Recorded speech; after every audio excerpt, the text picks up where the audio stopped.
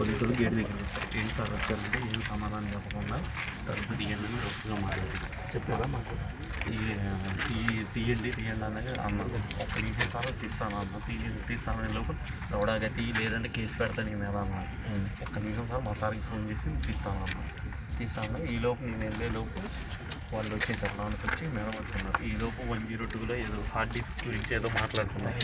వాళ్ళు మాట్లాడుకొని పైకి వచ్చారు పోలీసు వాళ్ళు.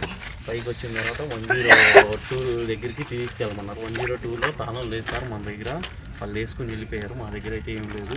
101లో ఉన్నారు సారులు, కావాలంటే మీరు పిలుస్తానండి. వాళ్ళని డోర్ కొట్టి పిలిచి మా అమ్మాయితో మొత్తం నారాయణ గారు వీళ్ళందరూ వచ్చారు.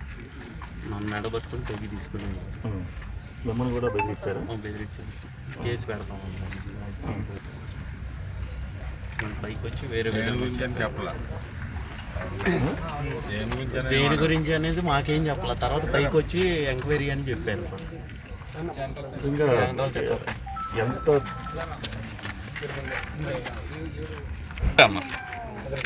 సార్ ఉండండి, మా సార్కి ఫోన్ చేస్తాను. ఫోన్ చేస్తే అబ్బాయి వస్తారు, మాకు ఇవన్నీ మాకు తెలియదు, ఒక్క నిమిషం ఆగండి సార్ అంటే ఎవరు మీ సార్ అండి? అపార్ట్మెంట్ సార్ అండి, మమ్మల్ని పెట్టిన సార్, ఫోన్ చేస్తామని. అలా కాదు తీయండి అంటే ఈ అబ్బాయి ఫోన్ కోసం వెళ్ళాడు. ఈలో మీరు తీస్తారా తీరా అని చెప్పేసి ఒక ఆయనేమో ఏదో చీకటిగా ఉంది, నాకు గన్ లాగా ఉంది చూపించారు.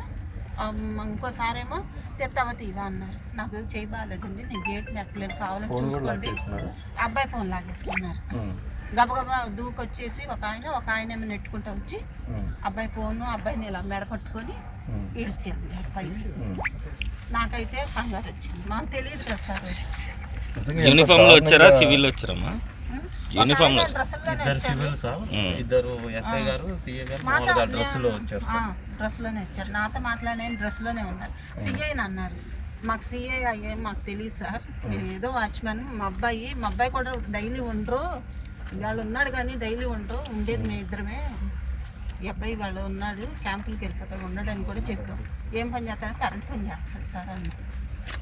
సార్ ఇలా రాత్రిపూట ఇలా వచ్చి చేయడానికి అదేనండి. ఇప్పుడు ఎట్లా ఉందంటే రాష్ట్రంలో వీళ్ళు భయపెట్టి భయభ్రాంతులు చేసి ఈరోజు మీకు మా state office staff, photographers, security చక్కగా ఒక అద్దెకి తీసుకొని ఇక్కడ ఉంటుంటే, అంటే ఒక సామాన్య ప్రజల మధ్య అర్ధరాత్రి వచ్చేసి పోలీసులు బెదిరించి, మీరు విన్నారు కదా వాళ్ళు ఏం చెప్తున్నారు అసలు. అంటే ఏమనుకుంటున్నారు, అంటే ఏం సందేశం ఇద్దాం అనుకుంటున్నారు అంటే, ఇప్పుడు మీరు వైసీపీ నాయకులు అంటే పోలీసుల్ని అడ్డుగా పెట్టి పోలీసుల చేత ఇలాంటి బెదిరింపు కార్యక్రమాలు చేద్దామని చూస్తున్నారా ఏంది?